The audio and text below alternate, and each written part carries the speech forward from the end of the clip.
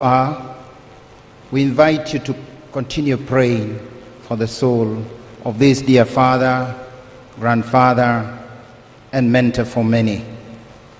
Do not leave this place without having left your prayer. And so, within this same context of prayer, allow me kindly to invite our former Prime Minister, Right Honorable Raila Odinga, to also make his brief tribute. We invite all of us to observe respect to our late President as we invite our leader to say a few words of tributes. Your Excellency, Honorable Raila Odinga.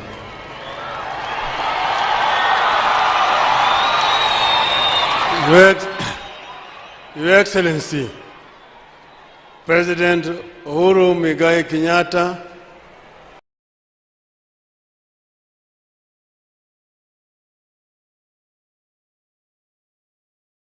President and other leaders from other African countries who have joined us today as we mourn our third President, Deputy President, diplomats who have been here, ladies and gentlemen, wananchi wote, hamjambo.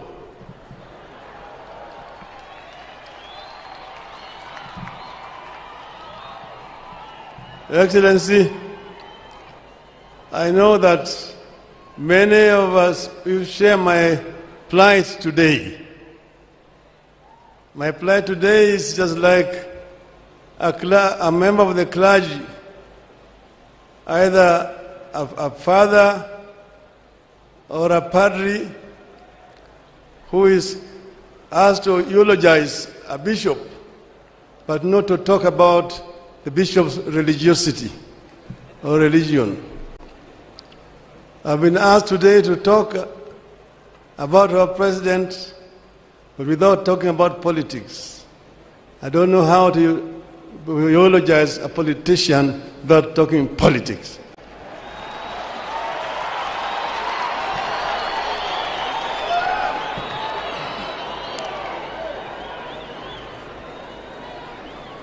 The family of Mwai Kibaki, led by Jimmy, we are all with you as the nation of Kenya at this very, very sad moment when we say farewell to a great Kenyan patriot, H.E Mwai Kibaki. But then, how did Mwai Kibaki come into where he came into? You know, Mwai Kibaki as a youth, Mwai Kibaki as a student, Mwai Kibaki as an intellectual, Mwai Kibaki as a politician. The story was told to us by Jaramogi and Mwai that after KANU was formed in Kibaki'S Stadium in 1960, our draft constitution had been presented there, had been prepared by the one Mr. Ojino Okeo, who was Jaramogi's secretary. And he died on his way back to Kisumu through a road accident at the escarpment. Then later on, Obote.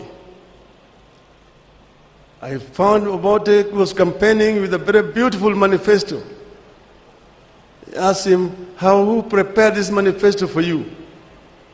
Obote said, there are some young men here in Makerere who are very good. Their leader is a Kenyan. Then Jaramogi said, I want to see him. He brought Mwai Kibaki. When he brought Mwai Kibaki, Jaramogi told him, I want you to do the same manifesto like this for KANU. And he prepared with his team that beautiful manifesto. And that's how Jaramogi now invited him to come and become executive officer of KANU.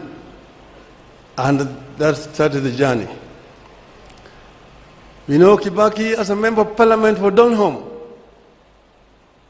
You know Kibaki as a minister for commerce and industry, as a minister for finance, as a vice president, as a leader of the opposition, as a president, as a retired president. And now here we are saying bye-bye to him, a great Kenyan. Mwai Kibaki is a gentleman, a man of conviction, a man who loved perfection. You worked with Kibaki first in the opposition together as our leader.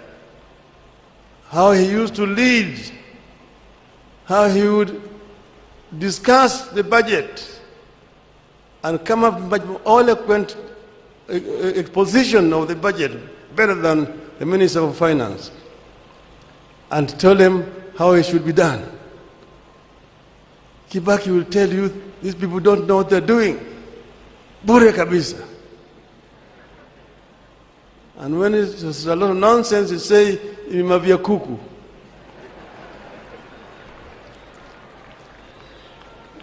But he was a gentleman by excellence. In the cabinet, we worked together. He would allow a lot of debate in the cabinet. And he also gave the ministers a lot of authority and power to run their ministries. So long as you do not get yourself involved in graft. The biggest enemy of corruption, Mwai Kibaki. And nobody is indispensable when it came to issues of corruption. So we have learned a lot from Mwai Kibaki.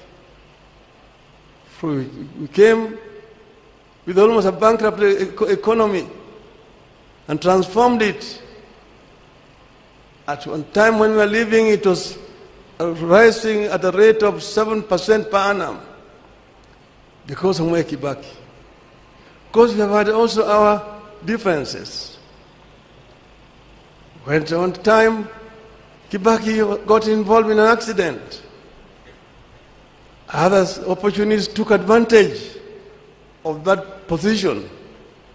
We never held it against Kibaki. At the time when we were negotiating post-election violence, the stocks had collapsed at Serena. Kofi Annan invited me and Kibaki for a meeting. We sat in the office of the President, President Kikwete, President Mkapa, Grace Machel, and Kofi Annan. We talked and talked. In the end, I said, I'm ready to come.